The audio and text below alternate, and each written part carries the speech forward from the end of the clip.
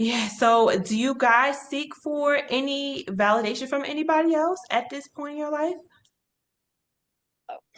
Consciously or consciously not, but Mhm. I'm sure there it's still there in the unconscious or subconscious level that I still, it's like the inner child that still needs to validate itself, even though I've been working on it a lot. Hmm. Uh, but they've been also working with me a lot on, on my, so my child's dad. So Hmm. you know, it was yeah, I don't want to say it like ugly, but I was kind of brainwashed to just sum it up.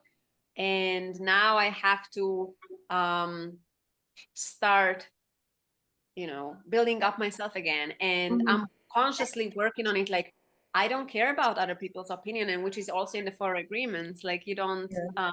you know, and that there is no such thing as perfection. We can, when we always do our best, we can do excellent, but there is no really perfection.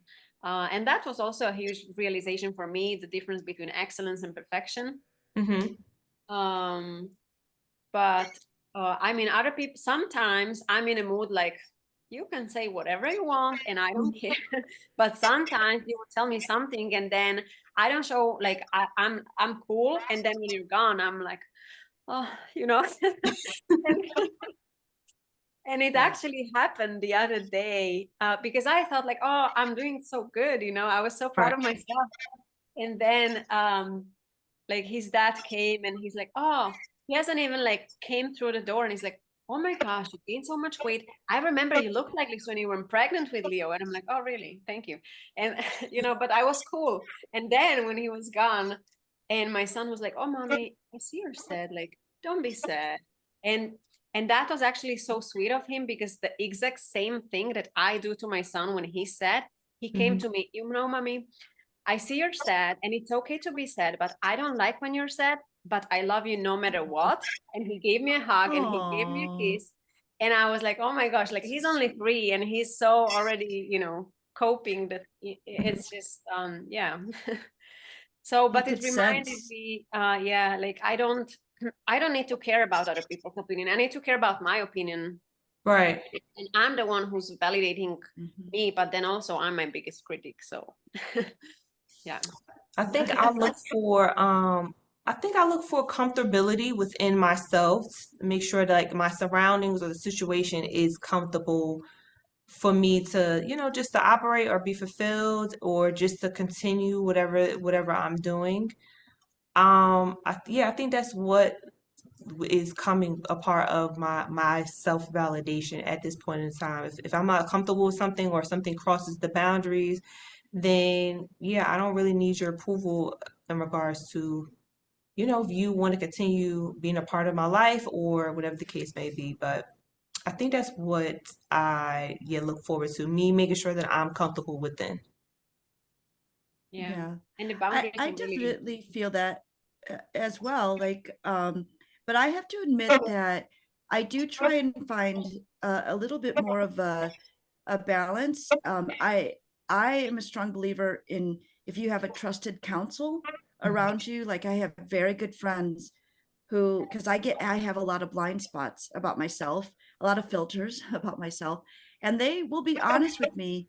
But the validation comes from I have to trust that they love me, and I have to trust that they're safe and they're not doing this because they're jealous or because they're bored or it's a sport to them or whatever.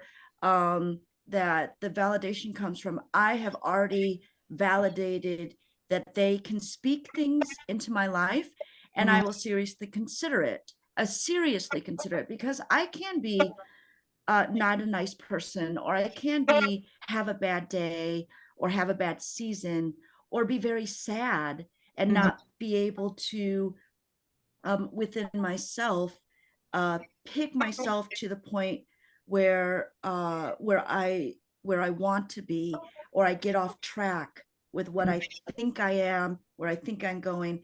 And these trusted friends, one of them is back in the States, and we talk quite a bit, and I trust her with everything. So in that way, the quote unquote validation comes from outside that I trust her so much, she'll say, you know, that But it's doesn't sound genuine. like you, Kim. You know, that doesn't sound like, you know, you at all. What's really going on? Yeah. So, yeah. Yeah, but then it's important that you identify and you're able to identify that it's really the feedback is genuine and it's not, like you said, based on their fears or jealousy or, you know, competition or something. So Yeah, yeah, true. Yeah. So do you guys, this question just popped in my head. Do you guys validate your looks as women? Because you know, beauty is a huge sector within the women being a woman. So do you guys validate your looks? I Well, think I mostly I definitely, do. oh, go ahead. Yeah. Yeah, sorry. So for me, mostly I do. Sometimes I try not to, Mhm. um, but then I think so. There are days like I can tell, you look really good, and then there are days like, oh my gosh, I wish I had no mirrors in the, you know. So yeah, I perceive and I'm aware that I'm like judging myself and validating myself in a sense, like, oh, how Right. beautiful or not I am. Because it affects my self-confidence, which shouldn't come from outer beauty. I'm a firm believer that it should come from within and other qualities. Yeah. But yeah, sometimes I fall in the trap and I admit it, you know. So yeah, that's the first step. I think we have to be aware of something, because if we're not, we can't even work on it. Right. Mhm. Yeah, I definitely, the looks thing is a really separate category for me. I grew up in the 70s and 80s in middle America as an Asian woman or as an Asian girl. So I always looked different than everybody else. I had a round face, I had slanted eyes, I had full lips, I was short, I was more feminine, more feminine than I am now. I was smaller, slimmer, and I grew up in Iowa, where more people in general, they were taller, they were bigger, blonde hair, blue eyed. Um, so looks are a really sensitive topic for me. Mhm. Of course, over the years, I've had to evolve and grow out of understanding what looks and beauty really truly means to me. There was a long time where I completely never identified as being Asian, even though, of course, hello, you know, so that was an interesting chapter in my life. But a lot of it was because in the US, when you grow up, I was adopted. Mhm. In the US, when you grow up and you come from another country, most people could maintain that cultural identity. But I Mhm. never had that because I was adopted. I never had the Korean culture. So I was raised with this kind of white mentality. I Mhm. have my mom's Italian, my dad is Scottish, and I never was able to sink my teeth into being Korean. Okay. But the most Korean thing about me was quote unquote just DNA. I Mhm. didn't have the advantage that some people have in childhood when they're adopted. The parents are aware. My parents are fine on their own. I don't mean to disparage them. I don't mean it that way, but now we're understanding, we're evolved more in understanding. When you're adopted, there Mhm. has to be something that the child can relate to.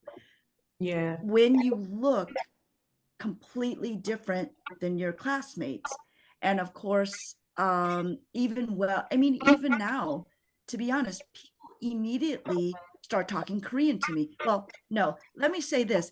They immediately start talking Japanese to me or Oh my Chinese to me. God. And, you know, I have to go through the several layers of, well, first of all, I'm not even Japanese or Chinese.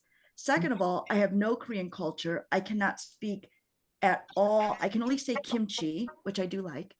But for the longest time, it even Same. affected which restaurants I would go to. I never ever wanted to go to Asian restaurants. Now I love Asian food, But if it's hard to imagine basing your decisions as simple as a restaurant to go to, because I felt so uncomfortable being the Asian in the restaurant, if Mm, that makes sense. I much rather yes. go to Italian. I related to the Italian culture. My mom's family is very Italian, or Scottish, not so much close there, but at least it was quote unquote white America, because that's how I grew up. And it was very, very hard. So I'm really passionate about this idea, especially in the US, Mhm. but it's everywhere, of course, but especially in the US, um, about really finding beauty, getting back to that topic, in the fact that you truly are beautiful with where you come from, and not trying to make everybody the same. And in the 70s and 80s, that's what it was in the US. Everybody has to be the same. And I say this, not equal. Mhm. That's a totally different subject, but I'm just saying the same. Everybody has to look like. You're not American if Right. you don't look a certain way, act a certain way. You know, if someone comes from India and they wear the beautiful colors and this gorgeous dark hair, and then, you know, if they don't look American, then they're the outcast. And as a child and through teenage years, that and a woman growing up, that really affected um my idea of what beauty truly is. Now I can be in a group of Asians and not feel this kind of tension. But I mean, truly, it took me a long time to get there. And it still triggers me to Mhm. this day. I love Asian food. I'll go. And most of the time, okay. But there are some times where I start feeling uncomfortable, and I Yeah. know I'm being triggered by all the stuff that went on. Everybody's made fun of. I understand that in childhood. So I'm not saying I didn't deserve to be made fun of. I don't mean that. But the extra layer of being Brought considered up by another and not phenotypical being parent. exactly, and not being part of the land you're living in, it's really something that gets me. Oh, oh, he's Fine, sweet. I'm here. Yeah. Um, I'm trying to think. It took a while for me to validate my look. Um, yeah, I've always been teased. I've been called dirty skin by non-black people. I've been called ugly a lot as a child. I've been brought up by a very mixed town. It's called Piscataway, New Jersey.